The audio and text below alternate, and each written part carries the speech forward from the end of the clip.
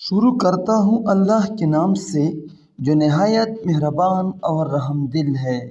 حقیقت سے پردہ کے تمام دیکھنے اور سننے والوں کو السلام علیکم۔ منتخب التواریخ علامہ عبدالقادر بدعوانی کی مشہور کتاب ہے۔ موصوف شہنشاہ اکبر کے ہم عصر ہیں اور اس کے دربار میں رہے ہیں۔ وہ اکبر کے بارے میں لکھتے ہیں کہ وہ ایک بادشاہ تھا جو حق کا طالب تھا اور اپنے اندر نفیس جوہر رکھتا تھا۔ اکبر اپنی ابتدائی زندگی میں بڑا دیندار اور عبادت گزار تھا۔ اس نے 7 عالم صرف نماز کی امامت کے لیے مقرر کر رکھے تھے، جن میں ایک خود ملا عبدالقادر بدعوانی تھے۔ وہ کہتے ہیں کہ اکبر کے دربار میں 5 وقت جماعت کے ساتھ نماز ہوتی تھی، جس میں بادشاہ خود شریک ہوتا تھا۔ اکبر جب سفر کے لیے نکلتا تو اس کے ساتھ ایک خاص خیمہ نماز کا ہوتا تھا، جس میں بادشاہ جماعت کے ساتھ نماز ادا کرتا تھا۔ شہنشاہ اکبر کے اس دیندارانہ مزاج کا یہ قدرتی نتیجہ ہوا کہ اس کے دربار میں علماء جمع ہونے لگے۔ اکبر کو حدیثیں سننے اور مسائل دین پر گفتگو کرنے سے خاص دلچسپی تھی۔ اس مقصد کے لیے وہ علماء کی صحبتوں میں دیر دیر تک بیٹھتا تھا۔ ملا بدعوانی نے لکھا ہے کہ اکبر کے گرد جمع ہونے والے علماء کی تعداد 100 سے بھی اوپر تک پہنچ گئی تھی۔ بادشاہ کے گرد جمع ہونے والے یہ علماء قدرتی طور پر بادشاہ کی عنایتوں میں حصہ پانے لگے۔ بس یہیں سے وہ حالات پیدا ہوئے جس نے ایک دیندار بادشاہ کو بے دین بنا ڈالا۔ ظاہر ہے کہ 100 آدمی بیک وقت بادشاہ کے قریب نہیں بیٹھ سکتے تھے، چنانچہ پہلا جھگڑا نشست گاہوں پر شروع ہوا۔ ہر ایک اس کوشش میں رہتا کہ وہ بادشاہ کے قریب بیٹھے۔ اب جس کو قریب جگہ نہ ملتی وہ جلن میں مبتلا ہوتا۔ اسی طرح بادشاہ کے انعامات میں جس کو کم حصہ ملتا وہ اس سے حسد کرنے لگتا جس کو اتفاق سے زیادہ انعام مل گیا ہو۔ علماء کا یہ حال ہوا کہ وہ ایک دوسرے کو گرانے کے لیے ایک دوسرے کی برائیاں کرنے لگے۔ ملا بدعوانی کے الفاظ میں علماء کے گروہ سے بہت سی بےہودگی ظاہر ہوئی۔ ایک نے دوسرے کے خلاف زبان کی تلوار نکالی، ایک دوسرے کی نفی اور تردید میں لگ گیا۔ ان کا اختلاف یہاں تک بڑھا کہ ایک نے دوسرے کو کافر بنایا، ایک نے دوسرے کو گمراہ ثابت کیا۔ نوبت یہاں تک پہنچی کہ شاہی دربار میں ان علماء کے گردنوں کی رگیں پھول آئیں، آوازیں بلند ہوئیں اور شور شرابہ برپا ہوا۔ علماء کی ان نازیبا حرکتوں سے بادشاہ کا متاثر ہونا فطری تھا۔ اس کو سخت گراں گزرا۔ اس کے بعد بادشاہ نے پہلی کارروائی یہ کی کہ ملا بدعوانی کو حکم دیا کہ اس قسم کے نامعقول عالموں کو آئندہ بادشاہ کی مجلس میں نہ آنے دیں۔ اس کے باوجود علماء کی حرکتیں بند نہ ہوئیں۔ ان کی باتیں بادشاہ کے لیے ایمانی قوت کی بجائے بدگمانی اور برگشتگی میں اضافے کا سبب بنتی رہیں۔ علماء کا یہ حال تھا کہ ایک دوسرے کی ضد میں کوئی عالم ایک چیز کو حرام کہتا اور دوسرا اس کو حلال بتاتا۔ ان چیزوں نے بادشاہ کو شک میں ڈال دیا۔ اس کی حیرانی بڑھتی چلی گئی، یہاں تک کہ اصل مقصد ہی سامنے سے جاتا رہا۔ درباری علماء میں سے ایک ملا عبداللہ سلطان پوری تھے۔ ان کا سرکاری لقب مخدوم الملک تھا۔ انہوں نے مختلف طریقوں سے جو دولت جمع کی تھی اس کا حال ملا بدعوانی نے ان الفاظ میں لکھا ہے۔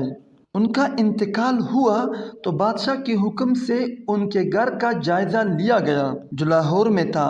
اتنے خزانے اور دفینے ظاہر ہوئے کہ ان خزانوں کے تالوں کو دم کی کنجیوں سے بھی کھولنا ممکن نہ تھا، حتیٰ کہ سونے سے بھرے ہوئے چند صندوق مخدوم الملک کے خاندانی قبرستان سے برآمد ہوئے، جنہیں مردوں کے بہانے سے زمین میں دفن کیا گیا تھا۔ شاہ عبد القدوس گنگوہی کے پوتے ملا عبد النبی تھے، جو اکبر کے زمانے کے سب سے بڑے عالم سمجھے جاتے تھے۔ پورے ملک کے خطباء اور ائمہ کے درمیان جاگیر تقسیم کرنے کا انہیں اختیار تھا۔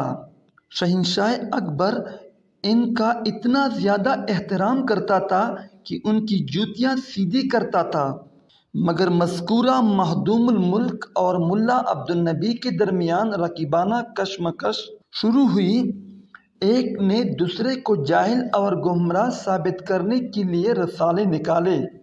ایک نے دوسرے کی بابت لکھا کہ چونکہ انہیں بواسیر ہے اس لیے ان کے پیچھے نماز ناجائز ہے۔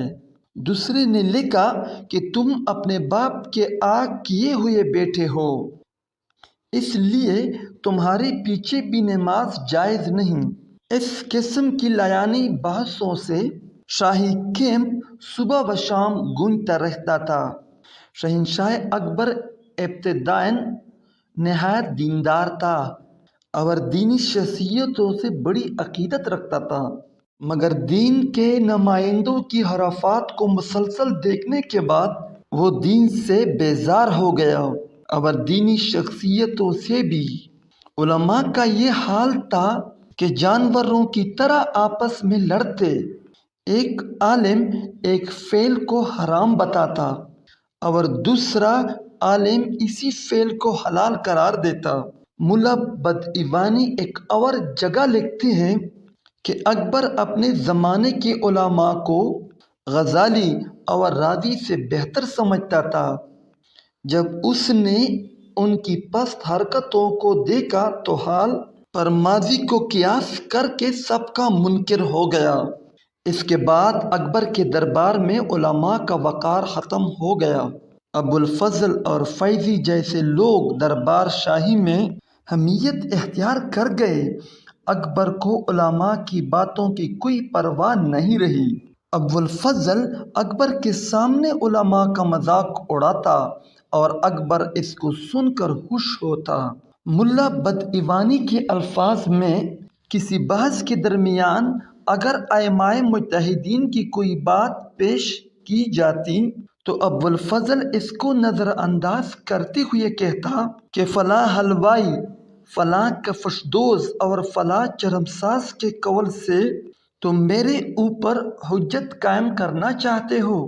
حسد اور کبر یہودی علماء کا عام مرض تھا، یہی ہمارے علماء کا بھی سب سے زیادہ عام مرض بن گیا ہے۔ صحابہ کرام بھی دین کے عالم تھے، مگر ان کے درمیان حسد اور کبر کا وجود تک نہ تھا کہ بعد کے زمانے کے علماء کے اندر یہ اخلاقی برائی اس قدر عمومی طور پر پیدا ہو گئی۔ پھر کیا وجہ ہے کہ بعد کے زمانے کے علماء کے اندر یہ اخلاقی برائی اس قدر عمومی طور پر پیدا ہو گئی؟ اس کی وجہ خود علم کا فرق ہے۔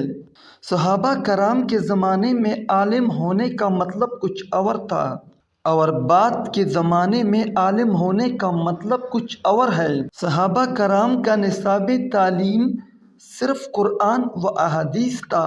اس کے برعکس بعد کے زمانے میں دینی نصاب کے نام سے جو تعلیمی نصاب رائج ہوا، اس میں قرآن و احادیث برائے نام رہ گئے اور اصل اہمیت دوسرے فنون نے لے لی۔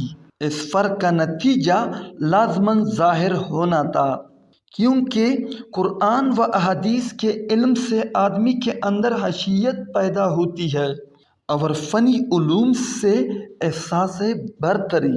علم کے ساتھ عام طور پر بڑائی کا احساس پیدا ہوتا ہے۔ اس سے مستثنیٰ صرف خدا کا علم ہے۔ خدا کا علم ایک ایسا علم ہے جس میں آدمی مالک کائنات کی عظمت اور اس کے مقابلہ میں اپنے عجز کو دریافت کرتا ہے۔